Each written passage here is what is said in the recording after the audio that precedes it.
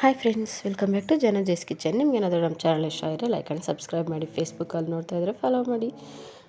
ನೋಡಿ ಫ್ರೆಂಡ್ಸ್, ಏನು ಸಖತ್ತಾಗಿದೆ ಅಲ್ವಾ ಇಡ್ಲಿ? ಯಾವ ಇಡ್ಲಿ ಹೇಳಿ? ಬೀಟ್ರೋಟ್ ಇಡ್ಲಿ. ಬನ್ನಿ ಹೇಗೆ ಮಾಡೋದು ಅಂತ ನೋಡೋಣ. ಮೊದಲಿಗೆ ಒಂದು ಬೀಟ್ರೋಟ್ ತೊಗೊಂಡು ಅದನ್ನು ನೀಟಾಗಿ ಅರ್ದಿ ಸ್ಲೈಸಸ್ ಮಾಡಿ ಮಿಕ್ಸಿ ಜಾರ್ಗೆ ಹಾಕ್ಕೊಳ್ಳಿ.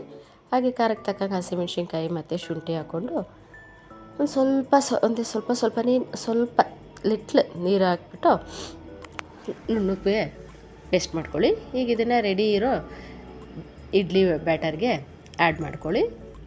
ನೀಟಾಗಿ ಮಿಕ್ಸ್ ಮಾಡಿ, ಹಾಗೆಯೇ ರುಚಿಗೆ ತಕ್ಕಷ್ಟೊಂದು ಸ್ವಲ್ಪ ಉಪ್ಪನ್ನು ಸೇರಿಸಿ ನೀಟಾಗಿ ಮಿಕ್ಸ್ ಮಾಡ್ಕೊಳ್ಳಿ.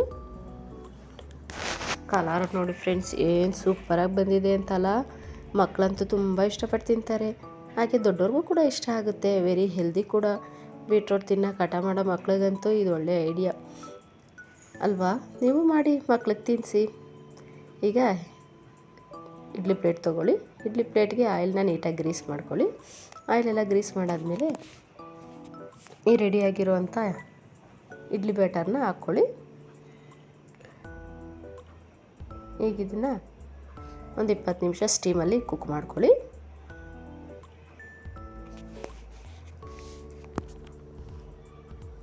ಬೇಗನೆ ಮಾಡ್ಕೊಬೋದು ಫ್ರೆಂಡ್ಸ್. ಬರೀ 10 ನಿಮಿಷದಲ್ಲಿ ಈ ಬೀಟ್ರೋಟ್ ಇಡ್ಲಿನ ರೆಡಿ ಮಾಡ್ಕೊಬೋದು. ಬೆಳಗ್ಗೆ ತಿಂಡಿಗೆ ಆರಾಮಾಗಿ ಮಾಡ್ಕೊಬೋದು. ನೋಡಿ ಏನು ಸಖತ್ತಾಗಿ ಬಂದಿದೆ ಅಂತ. ಡಿಮೋಲ್ಡ್ ಮಾಡ್ಕೊಳಲ್ವಾ ಇಡ್ಲಿನ. ಇದಕ್ಕೆ ದಾಲ್ ಮತ್ತು ಚಟ್ನಿ ಮಾಡಿದ್ದೀನಿ ಫ್ರೆಂಡ್ಸ್. ನೋಡಿ ಏನು ಸಖತ್ತಾಗಿ ಬಂದಿದೆ beetroot idli. Super soft and super tasty. ನೋಡಿ, ನಿಮ್ಮ ಟೆಕ್ಸ್ಚರಲ್ಲೇ ಗೊತ್ತಾಗ್ತಾ ಇದೆ ಎಷ್ಟು ಸಾಫ್ಟಾಗಿದೆ ಅಂತ. ಟೇಸ್ಟ್ ಮಾಡೋಣ ಚಟ್ನಿ ಜೊತೆ. ವಾವ್ ಫ್ರೆಂಡ್ಸ್, ನಿಜವಾಗ್ಲೂ ಸೂಪರಾಗಿದೆ. ನೀವು ಕೂಡ ಟ್ರೈ ಮಾಡಿ ಹೇಗಾಗಿತ್ತು ಅಂತ ಕಮೆಂಟ್ ಮಾಡಿ ತಿಳಿಸಿ. ಹಾಗೆ ಯಾವ್ಯಾವ ಇಡ್ಲಿ ಮಾಡ್ತೀರಾ ಅಂತಲೂ ಕಮೆಂಟ್ ಮಾಡಿ ತಿಳಿಸಿ. Thank you.